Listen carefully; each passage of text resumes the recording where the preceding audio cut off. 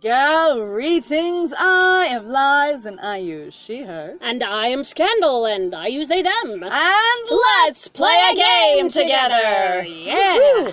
Back in we come, to the garden, to the vision, to... I think you're ready now. You've likely been ready for a lot longer than I have. Oh, that is a feel. Yes. Asra nods to himself and then looks me in the eyes, with a gaze that pierces through the water between us. This would be easier to talk about in person, don't you think? I mean, I came down here with different questions. Honestly, I was more interested in what was the experience between you and Julian, and also what I saw in the other memory books. But I focused on this because it was right next to me, and now you have focused on it, so I don't want to derail you in the event that and perhaps... Yet, I do have other things I could talk about. In the event Actually, that if I derail you, you might not answer anything. What does that mean? Will I have to wait until Asra returns to the shop? Before I can ask, he holds his hand out to me, as if we weren't separated by the fountain. go ahead, take my hand. I stare down at the water, in confusion. What does he mean? Take his hand? I don't know if I can. Faust, I'm so glad I'm asleep for this. I don't have to think. Yeah! Good night.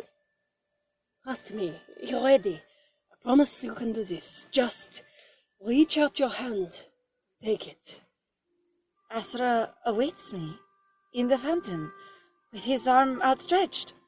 A smile playing across his gorgeous face, his lips, and something like wonder and confidence in his eyes. An unshakable belief in me that urges me forward. I reach out, fingers running through the chilled water.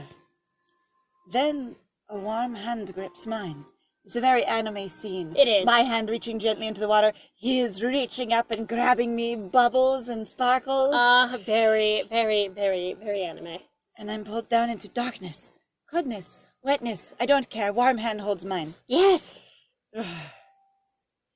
Arms encircle me as I'm tugged out of the water, stumbling forward into Asra's chest. That flip on gravity of falling down to coming up was a little rough. I can't. I think I'm going to be thinking about that for a minute while I bury my face in his chest. For comfort. I do appreciate the Arcana is pro-titty. The Arcana is very pro-titty, and that is an opinion we're fine with. It is a plus. It Yes. is a favor. I wish there was more butt, but, that's me. There could be more booty. Like, I prefer booty over titty, but, Everyone is in great shape. They would have amazing butts. Probably. Yeah. Yeah, most likely. Yeah, very, Even if very body's good. small, butt's still good, I have to say though, Julian had almost no butt. Once That they was finally did a butt really scene, I was like, funny. why do you have no ass, man? You spent all this time running from the law. You should have cheeks. The clap of my ass cheeks is so loud, the elephant's guts. I say, the guards didn't know that Julian was about the town until the clap of his ass cheeks. Yes. Alerted him. Julian with more cake. I support this. Astra's chest. He hugs me fully, resting his chin on my shoulder, and letting out a soft a puff of air. A purr of air. Wow. Yeah. Soft. Wait. Soft. It's okay. For a moment, we both stand there, frozen in time. That was me trying to read ahead to air and going puff and air, and then one ended with R. Yeah. It's okay. Yeah. I still a purr of air. Yep. Rumbles softly on your ear. Well, hello. Frozen in time. And then Asra was back a little, color dancing on his cheeks, because I positively had buried my face into him. there was no motorboating, but I definitely I got pretty deep in there. I was going to say also I think he's small. Like he no, it's okay. I'm not titty shaming here. I'm just saying he's small. Don't like care. for being able to if I hug properly him, motorboat. If I hug him tight enough, he squishes together. That just sounds like a challenge. I will be the corset he requires to bury my face. Yes. I will bury all of my troubles in your cleavage, sir.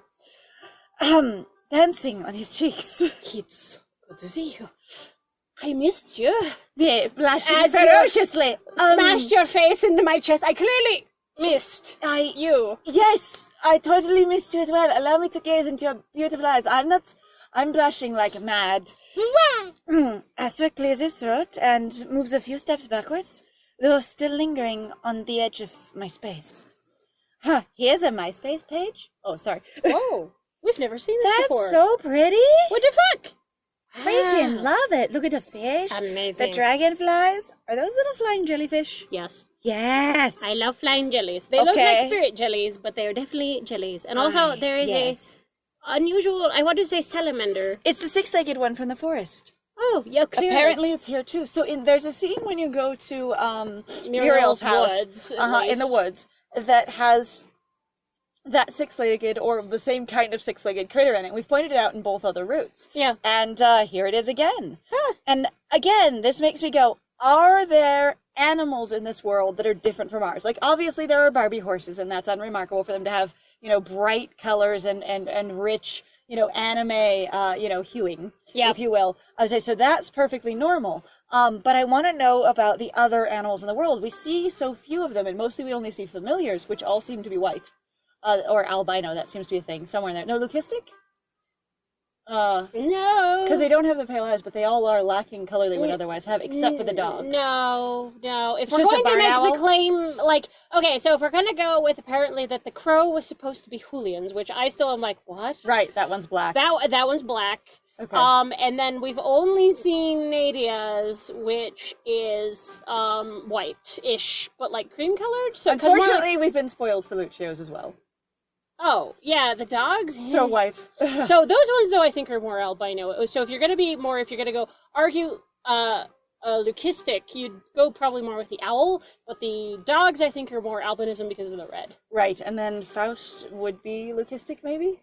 No, a lavender morph is a specific type of They're just that color. Okay. Yeah, so the thing, obviously it's a little bit too purple, I think, right. for actual, a lavender morph it is, but it's within that range. That that's why I was like, oh, you're just a lavender morph, basically python, which is kind of neat. Okay, so then, yeah, I would be very interested in what other animals are in here, in the real world. And sorry, for those of you who don't know the term, I apologize. I don't know as much about snakes as you probably think I do, but lavender morph is basically a specific type of patterning that you can genetically breed for in snakes. So in snakes, when they call it a morph, they just mean a different pattern or color. Yes, and it's a genetic.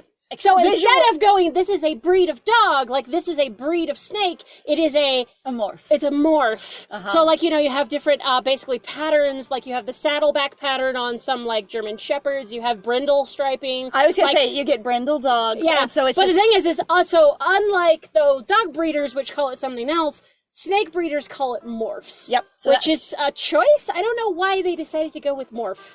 I'm not sure either, but it is an interesting one in the same way that instead of the colors that with they come in or those sheep that look kind of like pandas.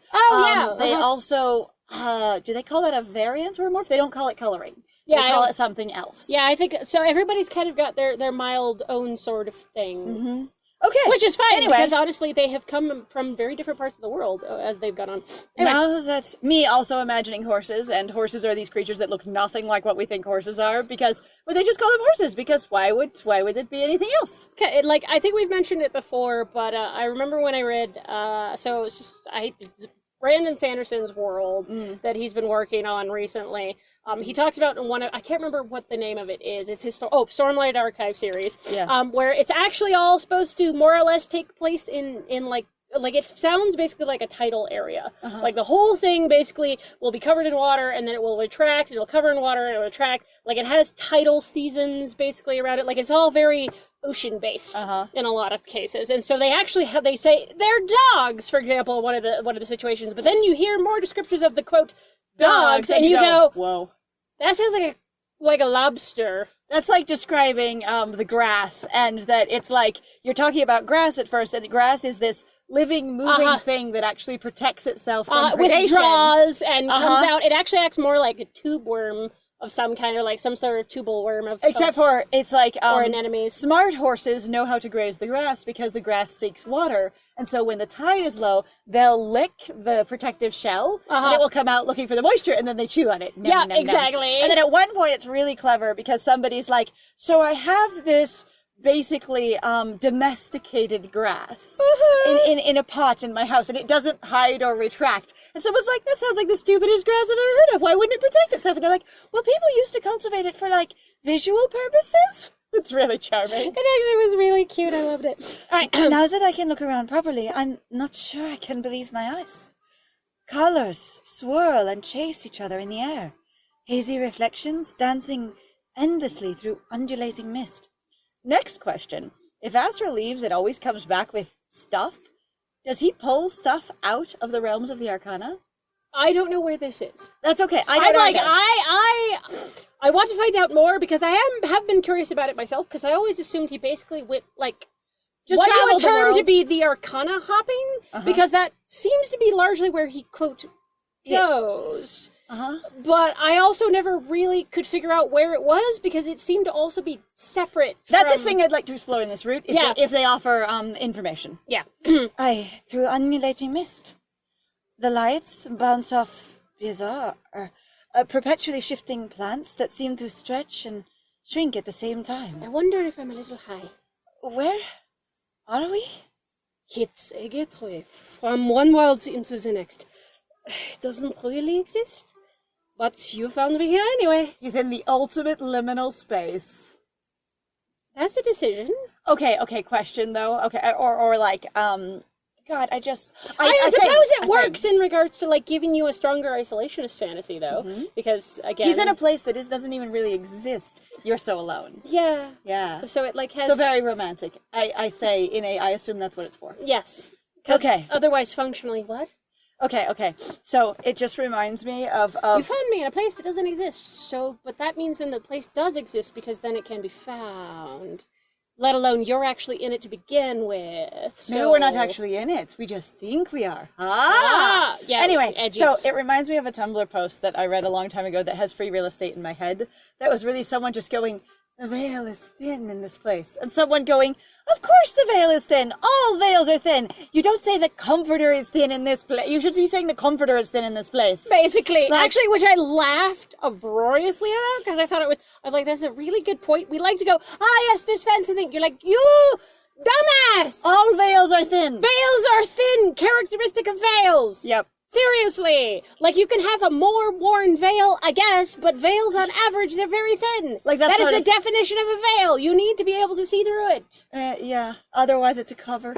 Yeah. The cover is thin. Which I love world building questions like that, though, where you just kind of It's so good. I'm actually question, hey, writing convention over there! You're saying I can detect other worlds because the veil is thin. And if a veil in itself is thin, that means everywhere, right? Or you're just like, the veil is just here, period. Like, I can see that it's here. Well, everywhere else is like my grandma's blanket, and over here is a veil. It's like a thick feather comforter. You just run into a wall, poof, made of marshmallow fluff. Yeah, and it gets really sticky when you start going through it, so it's really difficult to get through. Or just pushes back. It's exactly like my grandma's comforter. It pushes back like memory foam. Anyway. Was it called to you? I wonder. I don't think it was this place that was calling me. Oh, honey. Just saying. Oh, master. It was not the location that spoke my language. Yes. Asra walks to the edge of the water that I assume I've just come out of, turning back to look at me, and holds out his hand once more. Wait, we didn't come out of the water, apparently. We came out on the shore. Well, but he walks to the thing... turns around to hold his hand out to you. We have literally gone in a circle. Okay, or did he spin in place again? Also, everything's moving. Oh, that's fair. No, they just said the plants are moving. Well, the plants are moving. Okay, it gave me the impression that the landscape was shifty, but also, imagine that thing where you're yanking someone out of the water and you step back a couple of paces as they crash into you and bury their face in your titties. And then when you walk to the water, you can just walk that way around. Yeah, but we didn't have any of those descriptors. It's so fine. If we're going to go with our usual characteristic nitpicking... He does it. That's how nitpicking... The lake has moved. The lake has moved. He just carried us a ways without mentioning it. My feet move on their own, following Asra. bringing me to his orbit. Oh my god, he's become the sun. I am the satellite. I am the moon! I follow, Ow, ow, ow. follow him, twining our fingers together. There's so many things I can show you here. Oh, these things this place could show us. So I wouldn't be responsible for them. I wonder what it has in store for us. Just keep close to me, Kawhi. We wouldn't want you getting lost. I know this is very characteristic of you, Master Asra. I know it is. Do you intend to answer any of my questions? At all? Or is this lead up or follow up to anything you said is prior? This just maybe a visit now that I am here? Maybe you also have gotten a little derailed in your thoughts? Asra winks at me and then takes a step out into the water. Instead of sinking down into it... He becomes Jesus. Yes! The surface of the water turns glassy, shimmering and holding his weight. He grins, and then tugs me onto the water too. Honestly, okay, this is a soft nitpick. Okay. But I really think it would have held more of like the tension and wonder if it hadn't trailed off into, but instead, like the sentence prior to this, I really would have he steps out into the lake, and then you just stop there, and then the next page is the surface of the water turns glassy, shimmering but holding his weight. Yes. And suddenly you go, oh my god, he's walking on water. Yes, that would have been would have been a nice surprise instead of so the thing is I understand there is a sort of beat, basically a flow of rhythm with writing where you can kind of trail into one thing to another, so it gives it this sort of a very different emotional experience. But sometimes I really, really wish with sometimes the way that the writer who was working on this or the various writers, I don't know how much editing has been done by other people, but sometimes there had been more of an insistence on basically stop talking and then go to the next thing, have a short sentence, be willing to have it be a little bit short, and then click to the next one. So that you can go, oh my god, magic! So there's this. I don't think that's a nitpick so much as a suggestion. Right. Okay. In my mind, I was gonna say, but also there's this thing they do in prose and poetry where they put deliberate spacing to make you pause, even if it's part of the same functional sentence. They'll put a paragraph gap. Yeah. To make you pause so that you get the experience of the first piece and then the second piece more than just a comma. Yeah. And those kinds of things can add a lot to the feel of something. Yeah. And especially in this case, the fact that you have to deliberately poke in between the screens, you could really do... It offers a lot. It does actually offer a lot of opportunities for that. And I thought oh my god, so one of the coolest comics I have ever read, I cannot remember, I think I got it on DeviantArt years ago, but there was a really neat thing where they were talking about basically the difference between paper comics versus digital comics. And they were sometimes you could go panel by panel, and you can make it go as fast as as you're tapping as this thing goes along, or as slow as you want. So as you're tapping through this, you could make that whole sentence basically go really slow or go really fast. And it was interesting how much basically due to the way that each panel was paced out, you would sort of be driven to do various things. I just thought it was so fucking cool. It was one of the neatest things where this is what I think basically they were that having comics done in a digital format could be so interesting versus a paper comic. Nothing against paper comics, but there is a thing of going you have such large pages and they're much more of an effort kind of to go between them. So you kind of have to more focus on smaller spaces. So you'd be try to go for either larger panels or focus on smaller, focus on having maybe one or two panels so that you can actually pace basically your reader in a specific way. I was gonna say, I don't think it's a criticism also against paper comics. I think these are different media and they offer different options, different possibilities. And if you're doing one that's digital, realize what kind of different options you have and don't just treat it exactly like a paper one because there's so much more. There's so many other things. I was just about to say, it's just different in a lot of ways too. Okay, onto the water too. I wobble a little and then regain my balance. Below us, suddenly, the pool seems to have fathomless depths. I don't know that I looked into it before, but right now, I did come out of it. Wow. I think. Strange, luminescent shapes swarm under our feet, but not in that unnerving, concerning way, just that pretty way. Lighting up as we take slow steps. In the sky, stars echo the beating rhythm. Everything is pulsing, like you at a soft rave. Boom, boom, The thing is boom. I'd be like, what beating rhythm? Of our feet? That's actually... Of the pulsing light underneath. Was that a light that was... So it it said says... luminescent isn't the same as No, it says flickering it pulses or... softly. Oh, okay. And so matching the beat of the... I don't consider a pulse to be a sound. I consider a beat to be a sound. Mm-hmm. But I guess you can have a visual beat the way you do absolutely. with... And so, yeah, it's just... My whole brain... Do you remember Windows Media Player and you would just turn it on the visual mode? And you would watch it just spiral around. You'd be like, I don't even care what the music is. I just want to see it do shit. Anyway, I said, Alright, let's try this then. But if you start getting a headache, I need you to tell me. We should be careful. I would not lie to you. I mean, why? Well, we already declared that we understood what was going on, and he, talked about it in the way of going, I'm establishing we've had this conversation before, and our character agreed. This seems redundant. It does. It does. It was it seems the like assumption that suddenly, that you would have forgotten because you're in such an environment, or him just double-checking, going, I know this is what we do, but I'm reasserting it because it might seem really different since we're in this different place. Right. But it does feel a little redundant. It feels like I want them to even know for each us, other and know this process well. Where we don't always record multiple episodes anymore because we have a lot of stuff going on. It seems weird to me where I'm like, this has been a few days. And I think it's still too rushed. We just did this. Yeah, we just covered this. Anyway. Why?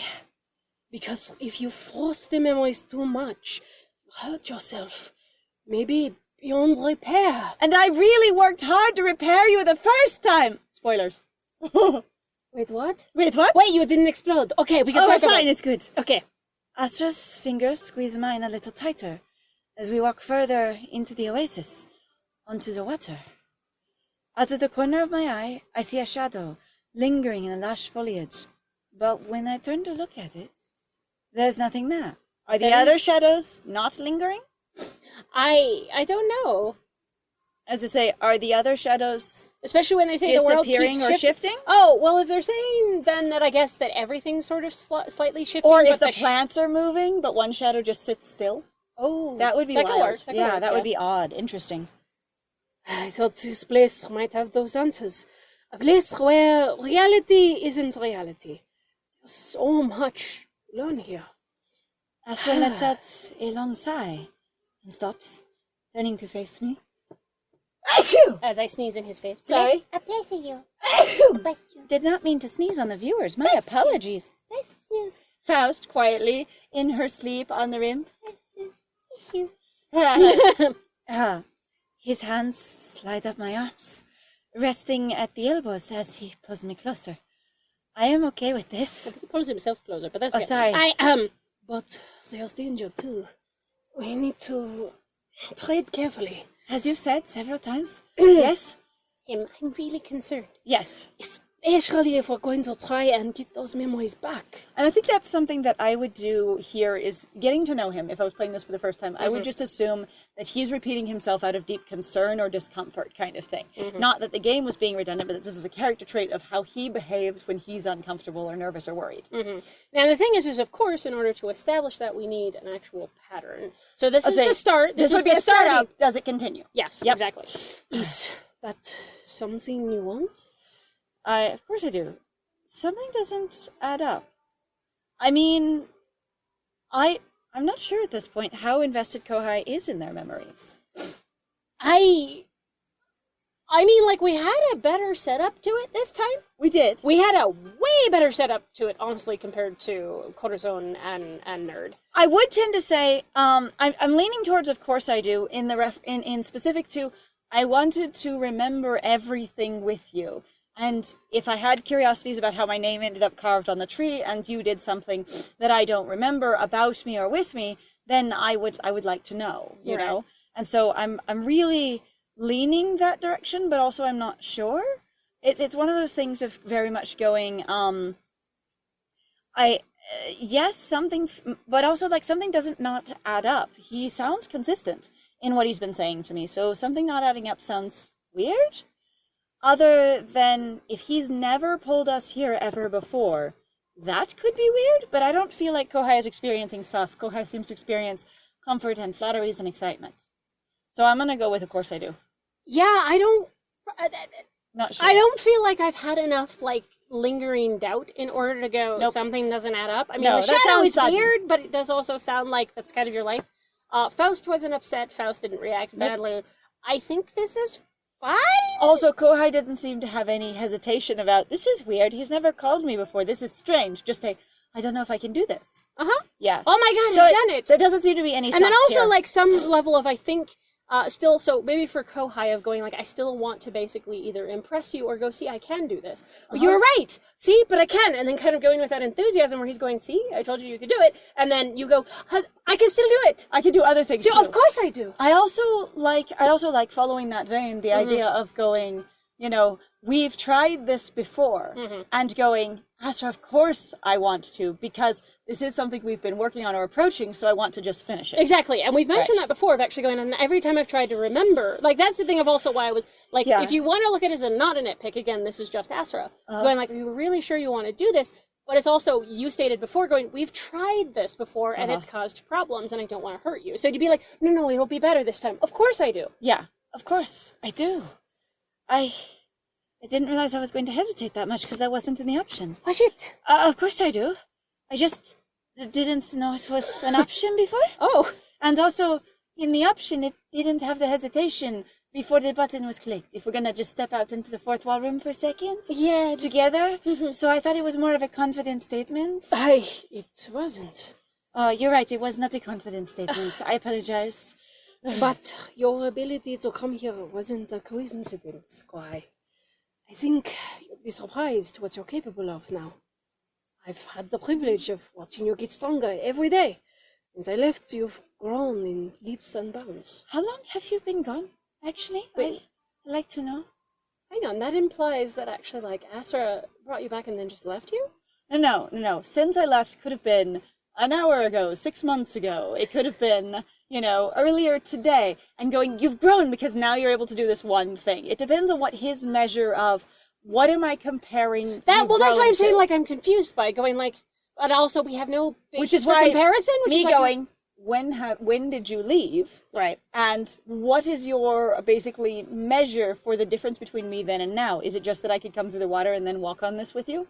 Right. And going, based on those two things, Also, hell, yeah. Especially Or because, also, no, remember though he leaves in the prologue? yeah. And so, like, It hasn't between been then that long. and now, it's been like, what, 3 days? I don't know. It depends on how... Oh, because that was right before Nadia. Uh-huh. Maybe 2 days. And now we've gone, yeah, I was like 2-3 days, maybe. Yeah, depending on how this one stacks I'd be like, up. wow, Astra! Oh, actually, in this one, you don't know how long it's been because we were clearly already living and installed the castle. Oh, shit. So we could have been here for a time.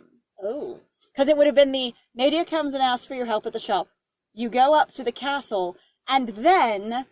You so are just... magically, the masquerade is not going to happen on time. It's going to happen... Okay, so part of The the... masquerade Sorry. doesn't exist yet. Okay, so you're going to have to... Excuse me, guys. The reason I'm kind of annoyed about that, actually, is because in all the other routes, there's always been this sort of undiscussed timetable of there is a masquerade and it's going to happen. It happens on Belluccio's birthday, which is January some point. Hold tight. No, but I'm like, so... When I'm confused about here is that... When she comes to the shop, she doesn't mention that. She doesn't mention that until later after she hires you. So are we really saying in this one, yeah, the masquerade doesn't exist yet? Oh, so what we're saying is we've gotten no further information of what our job is or what we're doing or how we're handling it or how long we've been at it, other than she hired us and we've already installed ourselves at the castle. Okay. So there really could be any amount of time there, and any amount of urgency that you've picked up from other routes or their timetables don't exist yet because they're not here in this canon. All right, well, let's find out then. That makes sense. That sounds correct? Yeah, okay, that makes sense. I'm just like... Also, he could be talking about you've grown because you were able to pull memories out of books, those kinds of things. There's been a couple of measures. Leaps and bounds. Leaps and bounds. Boing. You're strong enough. Maybe you've always been strong enough. But But I wasn't strong. Oh. I didn't want to risk it. Was that selfish of me? I don't know. I mean, why would that be selfish? Why do you think that?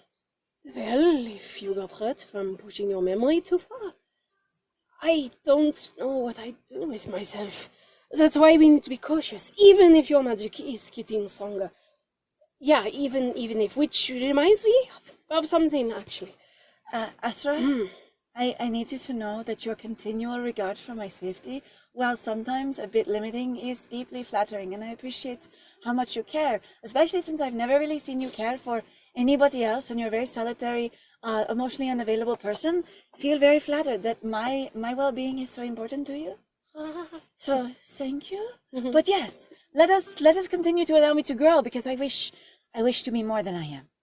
Asra slowly lets go of me and wanders over to a wobbly bush at the edge of the water, trailing his fingers over the leaves. It is like jello. Jello. Oh. Alive. It's about you calling me master. But you know what? We're gonna have to deal with that in the next one! Yes! Okay, so thank you very much, everybody, for joining us. I am so happy we get to fight. This one lands on so many, like, conversational cliffhangers or, like, you know, just, like, movement points. Like, little hinges in the story. I kind of love that. That is And since, again, we've never played this at all, like, we just go for about 30 minutes.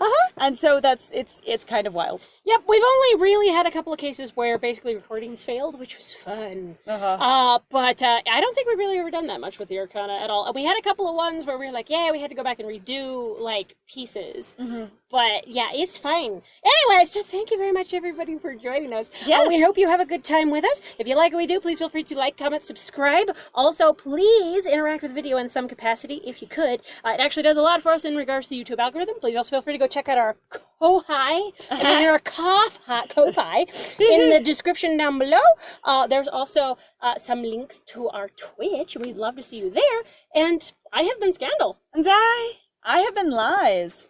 And it was great playing with you. Bye!